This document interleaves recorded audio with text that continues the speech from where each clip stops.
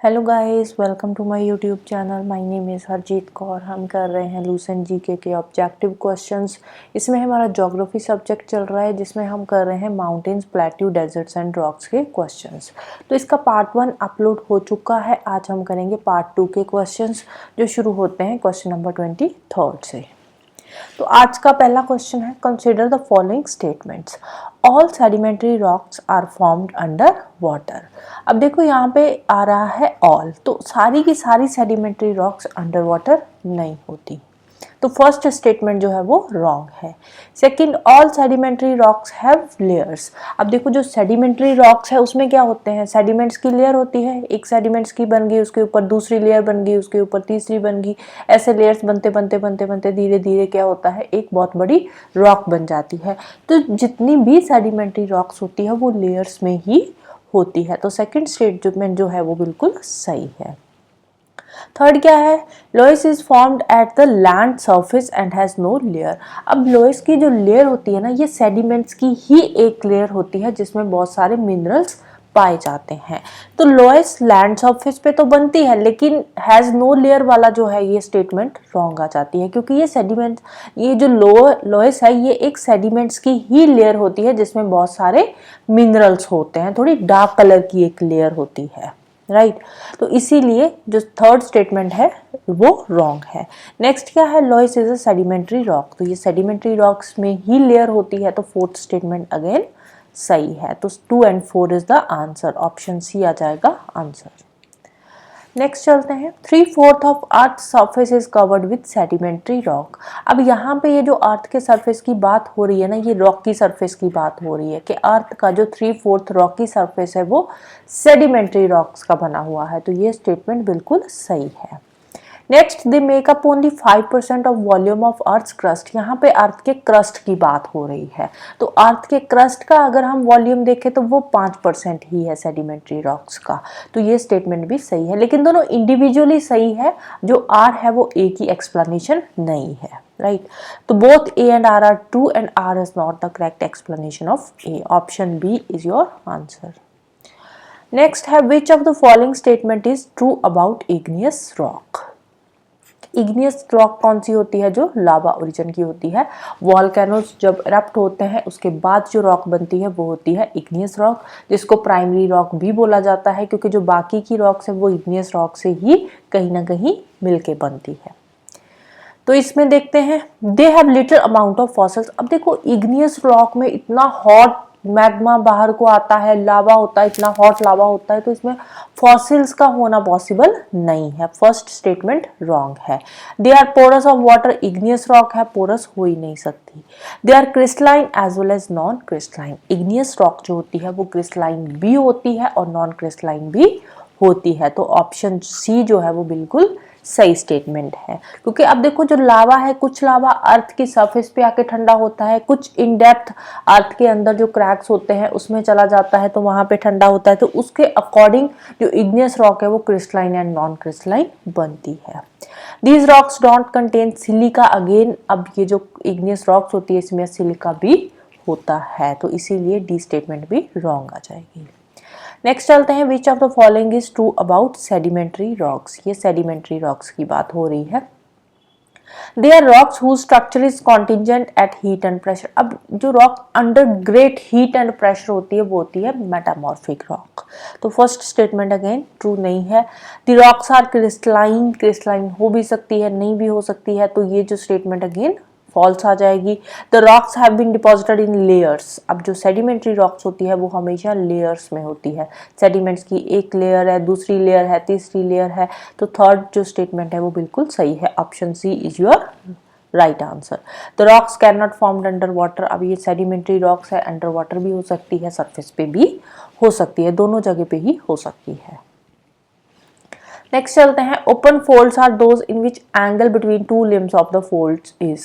अब देखो फोल्ड्स क्या होते हैं, जब दो लेयर्स आपस में टकराती है, कन्वर्जेंट जो लेयर्स होती है, तो एक लेयर दूसरी लेयर के अंदर चली जाएगी, दोनों लेयर्स एक दूसरे के साथ मर्ज होएगी, तो ये वाली लेयर जब इसके अंदर बिल्कुल जाके 45 और 90 के बीच का एंगल बनाती है ना इसके साथ, तो उसको बोलते हैं ओपन फोल्ड्स। तो option C is your answer, more than 45 and less than 90 degree.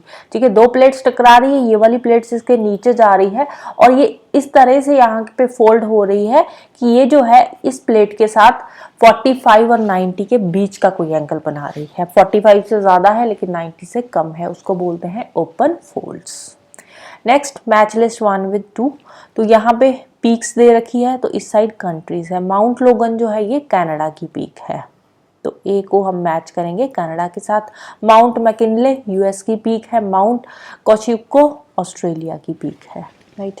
Next चलते हैं, among the following elements which one is the highest amount in the composition of basalt rock. अब ये बसाल्ट रॉक में कौन से element की amount सबसे ज्यादा होती है? Aluminium, calcium, iron and silicon. तो ऑप्शन डी सिलिकॉन आ जाएगा इसका आंसर। अकॉर्डिंग टू विकिपीडिया जो सिलिकॉन है बसाल्ट रॉक में वो 45 to 55 के बीच में समवेयर यहाँ पे होता है जो सिलिकॉन का अमाउंट है, लेकिन जो आयरन का अमाउंट है ये कम होता है। लेकिन आपकी बुक जो है लूसेंट जीके की उसमें आयरन का अमाउंट ज़्यादा दे रखा है, और इवन के गूगल पे भी कई जगह पे जो आंसर है वो आयरन दे रखा है। लेकिन अगर हम बात करें परसेंटेज वाइज, तो परसेंटेज वाइज जो सिलिकॉन का अमाउंट है वो ज़्यादा है। नेक्स्ट चलते हैं, the molten rock below the surface of the earth is. अब देखो मोल्टन रॉक, यहाँ पे रॉक की बात हो रही है, ठीक है, रॉक की बात हो रही है तो लावा मैग्मा यहाँ पे नहीं आएंगे, ठीक है, क्योंकि जो मैग्मा है ये रॉक नहीं है, ठीक है, ये रॉक नहीं है, ये क्या है, एक लिक्विड फॉर्म में है जो मैग्मा है। तो इसीलिए अब मोल्टन रॉक की बात करेंगे तो इसमें आ जाएगा बैथोलिट्स। सबसे जो नीचे वाली लेयर होती है, बहुत बड़ी रॉक बनी होती है, वो बैथोलिट्स वाली लेयर में होती है। आगे एक और आंसर है, तो उसमें बैथोलिट मैंने एक पिक्चर भी डाली हुई है, तो वहाँ पे हम बैथोलिट की पिक्चर भी देखेंगे। पहले वाले क्वेश्चंस में भी हम इसको डिस्कस कर चुके हैं, पिक्चर में मैं आपको दिखा चुकी हूँ कि बैथोलिट कौन सी लेयर में होता है, राइट। बेसाल्ट वाली जो लेयर होती है वो अर्थ के सरफेस के ऊपर होती है, लेकिन ये बिलो द सरफेस यहाँ पे बात हो रही है, राइट। नेक्स्ट चलते हैं, कंसिडर द फॉलोइंग, हर्ज mountains, washes mountains, eastern highlands of Madagascar, which of the above R block mountains. ये तीनों की तीनों जो माउंटेन्स है तीनों ही ब्लॉक माउंटेन्स है, तो ऑप्शन डी आ जाएगा आंसर। ब्लॉक माउंटेन्स कौन सी होती है? जो अर्थ के सरफेस के ऊपर एक पूरा का पूरा ब्लॉक ही ऊपर को खड़ा हो जाता है, एक माउंटेन की तरह ऊपर को उठ जाता है, तो उसको बोलते हैं ब्लॉक माउंटेन्स। तो इसके बीच में आ जाती है rift valleys, block mountain and rift valleys, जिसको हॉस्ट एंड ग्रेबन भी बोला जाता है। नेक्स्ट चलते हैं, consider the following statements, intrusive igneous rocks tend to have larger mineral crystals than extrusive igneous rocks. तो यहाँ पे मिनरल क्रिस्टल्स की बात हो रही है कि जो इंट्रूसिव इग्नियस रॉक्स है, इंट्रूसिव मतलब अर्थ की क्रस्ट के अंदर जो लावा ठंडा होता है, तो वहाँ पे मिनरल क्रिस्टल्स ज़्यादा होते हैं एज कम्पेयर टू एक्सट्रूसिव जो बाहर आकर लावा ठंडा होता है उसके कंपैरेटिवली। तो ये वाली जो स्टेटमेंट है बिल्कुल सही है। Vast majority of sedimentary rocks, अब देखो यहाँ पे कोई ऐसा दे नहीं रखा कि अर्थ की क्रस्ट की बात हो रही है या रॉकी सरफेस की, तो दे नहीं रखा, तो इट मीन्स के क्रस्ट की ही बात हो रही है। तो क्रस्ट पे अगर हम देखें तो क्रस्ट पे सेडिमेंट्री रॉक्स जो है वो ज्यादा नहीं है, क्रस्ट पे सेडिमेंट्री रॉक्स कम है, लेकिन रॉक की सरफेस पे सेडिमेंट्री रॉक्स ज्यादा है। तो सेकंड स्टेटमेंट जो है ये रॉन्ग आ जाएगी। Shale is the finest grained elastic sedimentary rock, और ये जो शेल रॉक होती है इसमें फाइन ग्रेन्ड होते हैं, सेडिमेंट्री रॉक ही है शेल, लेकिन इसके जो ग्रेन्स होते हैं बहुत ही फाइन ग्रेन्स होते हैं, थिन होते हैं। तो जो थर्ड स्टेटमेंट है वो भी करेक्ट है, तो 1, 2 आ जाएगा इसका आंसर, राइट, सॉरी 1 and 3 इसका आ जाएगा answer. Option C is your answer. Next चलते हैं, consider the following, Andes mountains, New Zealand, Philippines, Taiwan, which of the above is a parts of the Pacific ring of fire. Pacific ring of fire की बात हो रही है, तो इन चारों में से कौन सा है, कौन सी जगह है जो पैसिफिक रिंग ऑफ फायर में आती है, या चारों आती है। तो एक बार हम देखते हैं पैसिफिक रिंग ऑफ फायर, ये रही Pacific ring of fire, right. तो इसमें फिलीपाइंस की बात आ रही थी, तो फिलीपाइंस ये रहा, न्यूजीलैंड ये रहा, ताइवान भी है यहाँ पे, तो यहाँ पे एंडीज माउंटेन्स भी आ जाती है। तो जो चारों लोकेशंस यहाँ पे दे रखी है, चारों की चारों ही पैसिफिक रिंग ऑफ फायर में आती है। तो 1 2 3 4 option D is your answer. Next चलते हैं, the origin of Himalayas is due to the collision of Indian subcontinent with Eurasian landmass.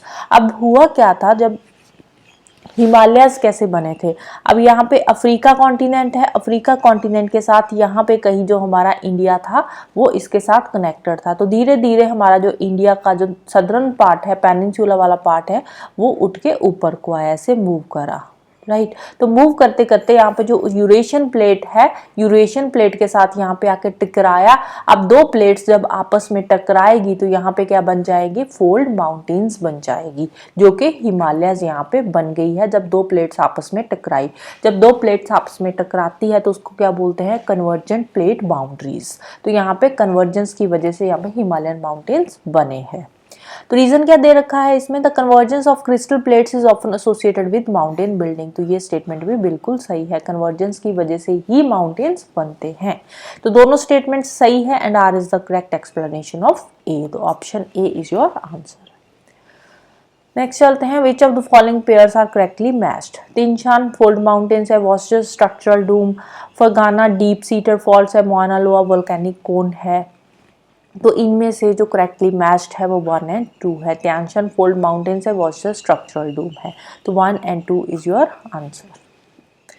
Next चलते हैं, sedimentary rocks are formed when sediments become compressed and cemented together in a process called sedimentation. उसको बोलते हैं sedimentation. जब ये बहुत सारी layers इसमें कंप्रेस हो जाती है, कंप्रेस हो गई, इकट्ठी हो जाती है, सीमेंटेड टुगेदर मतलब बिल्कुल एक साथ जुड़ जाती है, तो उस प्रोसेस को क्या बोलते हैं? उसको बोलते हैं sedimentation. Next, folds in which one limb inclined moderately with regular slope while the other inclines steeply at right angle। अब देखो दो प्लेट्स आपस में टकराई, तो इसमें क्या होगा? एक जो प्लेट है, one limb inclines moderately with regular slope, एक रेगुलर स्लोप के साथ ऐसे इंक्लाइन हो गई, नीचे को चलेगी। और जो दूसरी प्लेट है वो किसमें? वो यहाँ से सीधी राइट एंगल पे मुड़ गई, ठीक है। तो इसको क्या बोलते हैं? इसको बोलते हैं monoclinical. Next, which one among the following is a primary rock? तो इग्नियस रॉक जो है ये प्राइमरी रॉक में आती है। एल्प्स माउंटेन, एल्प्स माउंटेन कौन कौन सी कंट्रीज में है? मैप पे देख लेते हैं। तो ये जो ऑरेंज पार्ट है ये एल्प्स माउंटेन्स का है, तो इसमें कुछ ये फ्रांस का पार्ट आ गया, ये स्विट्जरलैंड का पार्ट आ गया, ये जो नीचे वाला पार्ट है ये इटली का पार्ट है, ये ऑस्ट्रिया आ गया, यहाँ पे स्लोवानिया का कुछ पार्ट आ रहा है, जर्मनी का एंड लाइकस्टान का भी यहाँ पे कुछ पार्ट कवर हो रहा है। तो बेसिकली एल्प्स माउंटेन्स कौन कौन सी कंट्रीज में आ जाएगी? France, Switzerland, Italy and Austria. तो option B is your answer. Next चलते हैं, consider the following statements. Larger bodies of intrusive rocks called batholiths. फिर बैथोलिथ्स यहाँ पे रिपीट हो रहा है कॉन्सेप्ट। तो बैथोलिथ की जो इंट्रूसिव रॉक्स है उसके रिगार्डिंग कुछ स्टेटमेंट्स यहाँ पे दे रखी है। Very commonly formed of granites दो नॉट इनवेरिएबली। अब देखो बैथोलिथ्स है कहाँ पे? ये रही नीचे वाली, जो सबसे नीचे वाली लेयर है वहाँ पे होते हैं बैथोलिथ्स। जब नीचे वाली लेयर पे जो लावा यहाँ पे इकट्ठा होता है तो कौन सी रॉक बनाता है? बैथोलिथ। तो ये हो गए बैथोलिथ। अब ये सरफेस के अंदर है, सरफेस के अंदर लावा जो ठंडा हो रहा है, तो फाइन ग्रेन्स बनेंगी, ग्रेनाइट की रॉक्स बनेंगी। Lens shaped masses of rock occupying the saddles of anticlines or keels of synclines of mountain। अब mountains के anticlines synclines में ये नहीं होता, तो सेकंड स्टेटमेंट जो है वो रॉन्ग है। थर्ड क्या है? larger dome shaped mass the sides of whose plunges steeply to unknown depth। तो बहुत डेप्थ पे होता है, अननोन डेप्थ पे होता है, और एक डूम शेप्ड स्ट्रक्चर ये बनाता है, जैसे पिक्चर में यहाँ पे दिखाया हुआ है। ये देखो यहाँ पे एक डूम शेप्ड स्ट्रक्चर इसका बन रहा है। तो स्टेटमेंट थर्ड भी बिल्कुल सही है, फर्स्ट एंड थर्ड दोनों सही है। Option D is your answer, 1 and 3। Next चलते हैं, consider the following statements regarding peninsular India. Peninsular India की बात हो रही है। It is largely composed of Archaean crystalline rock. अब पेनिनसुलर इंडिया है, अब ये किस चीज़ का बना हुआ है, वॉल्केनिक ओरिजिन का है। अब इसमें जो लावा है बाहर आके ठंडा हुआ है तो क्या है, क्रिस्टलाइन रॉक्स बनाता है। तो फर्स्ट स्टेटमेंट बिल्कुल सही है, आर्किन क्रिस्टलाइन रॉक्स बनाता है। Most of the mountains here are of relic type. Relic type mountains means कि बहुत ऊंची ऊंची पहाड़ियां नहीं है, हाई हिल्स नहीं है, ठीक है, थोड़ी इरोडेड हिल्स है, प्लेट्यू टाइप है। ये वाला जो है हमारा पेनिनसुलर इंडिया थोड़ा प्लेट्यू टाइप है, तो ये भी स्टेटमेंट बिल्कुल सही है। रैली टाइप मीन्स थोड़ा प्लेट्यू टाइप है, बहुत ज्यादा हाई पीक्स नहीं है इसकी। थर्ड, इंटीरियर पार्ट है post Cambrian marine deposits. Interior part में कोई भी मेरीन डिपॉजिट्स इसमें नहीं है, थर्ड स्टेटमेंट रॉन्ग है। Deccan basalt are formed at the end of Cretaceous, तो फोर्थ स्टेटमेंट भी बिल्कुल सही है। 1, 2 and 4 is the answer, option B is your answer. Next, which of the following is the highest plateau of the world. World के अगर हम highest plateau की बात करें ना तो वो है तिब्बत प्लेट्यू, चाइना में जो है। लेकिन हमें यहाँ ऑप्शंस 4 दे रखे हैं, इसमें तिब्बत प्लेट्यू नहीं है, तो इन चारों में से जो हाईएस्ट प्लेट्यू है वो है पामीर प्लेट्यू। कहाँ पे है, ताजिकिस्तान में है।